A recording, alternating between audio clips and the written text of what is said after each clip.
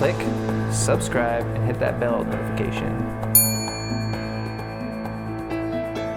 Ecclesiastes can be very depressing, very morose, kind of cynical and hard. So there's some parameters that we have to pull in to really understand the book before we get into it. If you were to just nonchalantly go through and read it, you'd walk away being like, I don't know how I feel about life. So we want to understand some basic fundamental principles of the book so that when we get into it, we really have a foundation of what the author is trying to bring us through. The author is a person who has lived life, has seen its ups and its downs, and has come to the conclusion that life is pretty worthless. And the only value that life has is God. So he's going to discuss all of those things, the highs, the lows, the lefts, the rights, the ups, the downs.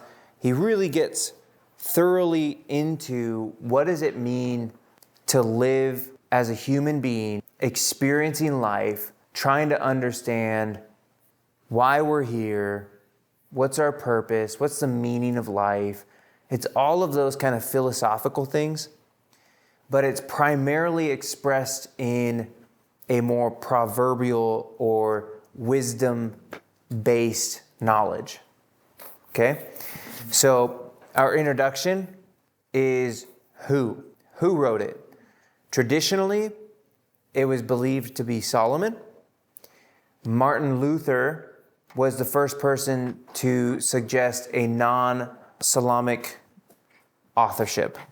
So we're not 100% certain on who wrote it. I would lean towards Solomon because he calls himself the son of David and he touts kind of his wisdom. But there are some strange things that he talks about, primarily in verse 1 in the Hebrew. He refers to himself as having been the king in a past tense. So we can actually read it really quick because this is good for us. Ecclesiastes verse 1. The words of the preacher, the son of David, king in Jerusalem. So we'll talk about that verse. But primarily in the Hebrew, king in Jerusalem was king in Jerusalem. It's kind of the concept. So a lot of people have been like, well, Solomon was king until he died. So how is it that Solomon wrote this if this text is to be understood correctly as at some point he was not the king? And this has led a lot of Jewish rabbis to speculate on Solomon not being the king at some point. And one rabbi even said that an angel took his place. Solomon was thrown outside to be a beggar, and the angel was masquerading as Solomon's in his likeness. This has brought about a lot of strange teachings, but nothing new there, especially with traditional Judaism. They have lots of kind of strange stuff. They just make stuff up. Like, oh, we have this strange thing here, so let's just make up an even stranger thing. Yeah, so when you read the historical narrative, Solomon was king until he died. Then his son, I get him confused. I think it's Rehoboam, because you have Jeroboam and Rehoboam. And I get him confused, because one's a usurper, and he brings civil war, and the other one's the son of Solomon. It's believed to be Solomon. Martin Luther questioned it, and we've had a lot of speculation from there since then. So what are we reading? We are reading an essay on wisdom in a post-wisdom era. So what that means is when you read the book of Proverbs, it's very black and white. The righteous will prosper, will be wealthy, God will love them. The righteous will have lots of children and peace and joy and gladness. And the fools or folly will lead to destruction and poverty and waste. It's very black and white. And what leads people to believe that this was written in a later date is that this author is kind of negotiating the black and white terms into a gray area.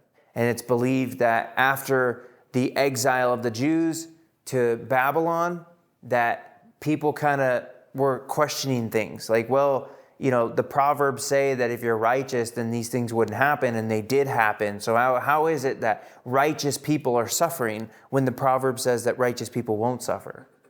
So we really have an essay in this postmodern kind of concept, not postmodern, post-wisdom era kind of concept, okay? So he's going to even get into that point where he's going to talk about, I have seen the righteous suffer, and I have seen the fools and the wicked prosper. What point is there in righteousness? So he's gonna grapple with those ideas. Where does this take place? The author says that he is in Jerusalem. So this is going to be Israel in Jerusalem. And then when was it written? It's proposed to be around 200 BC. So that's about 200 years before Christ. None of that post-common era or whatever nonsense people say. It's before Christ, okay? Now, it's conjecture. We don't really know. There's a lot of inference.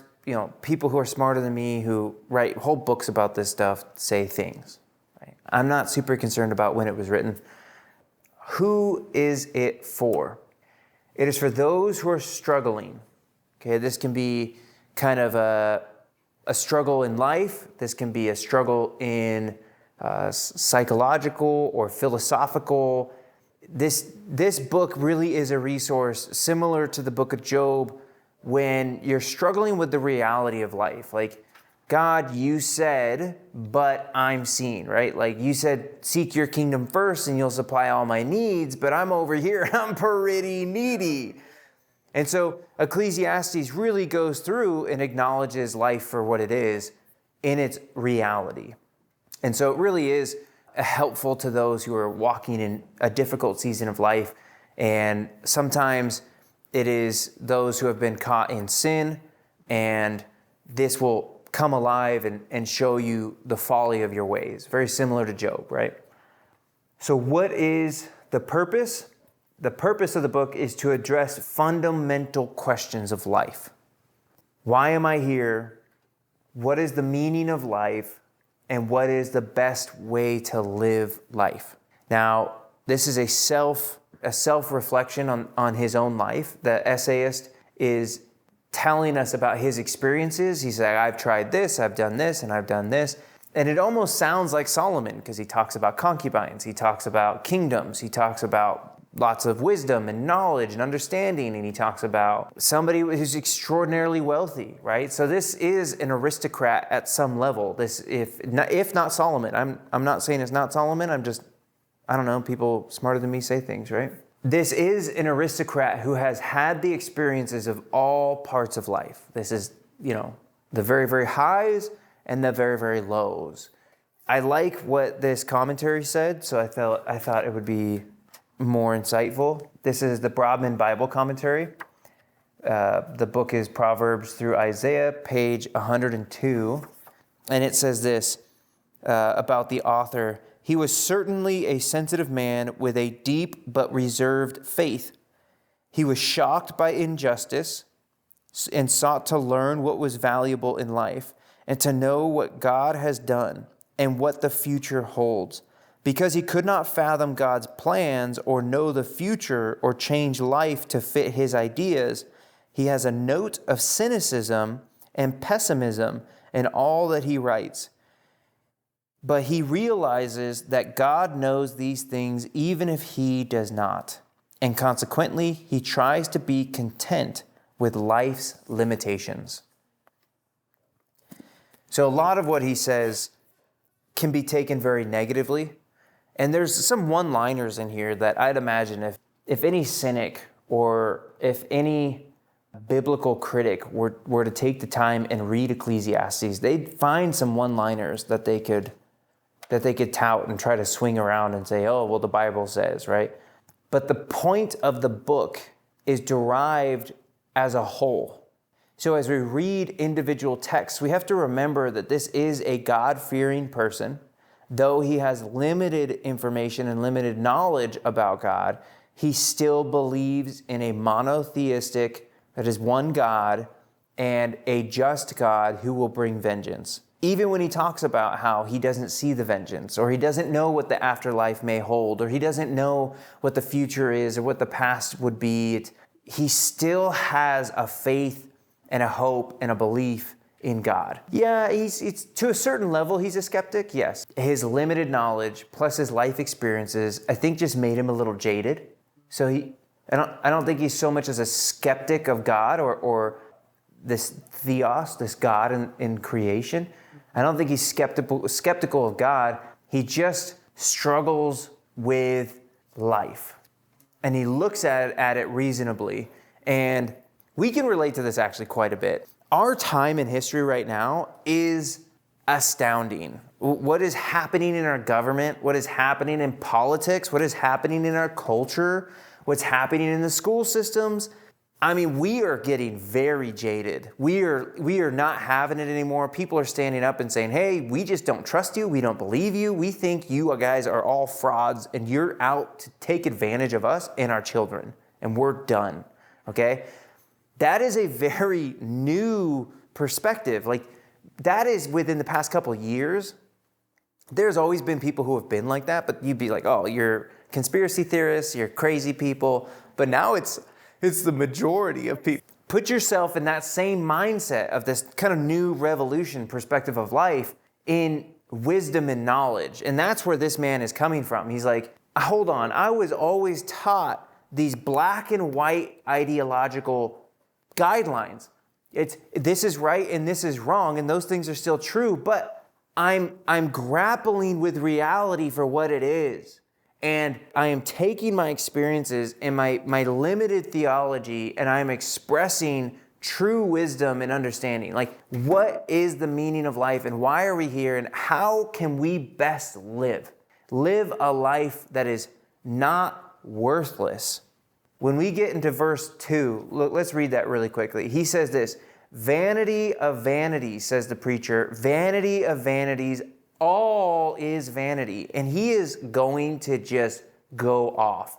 And this is what he says, everything we do is worthless.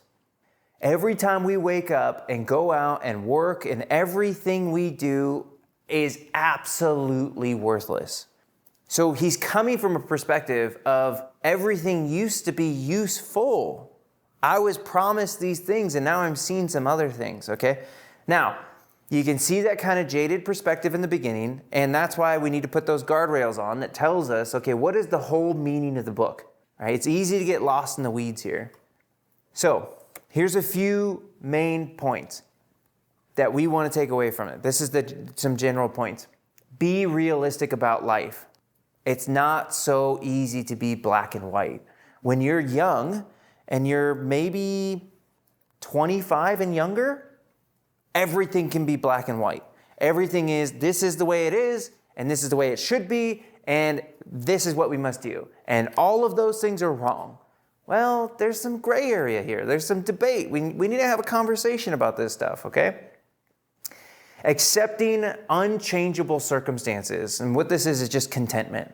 And he's going to talk about being rich and how that's worthless. And then he's going to talk about how he was poor, and that's also worthless.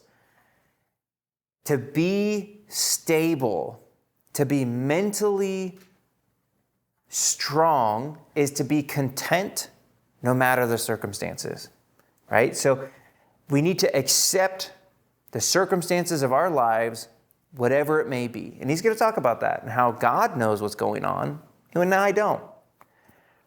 Secularism is empty. What is secularism? Things of the world. In its principle, it's godlessness.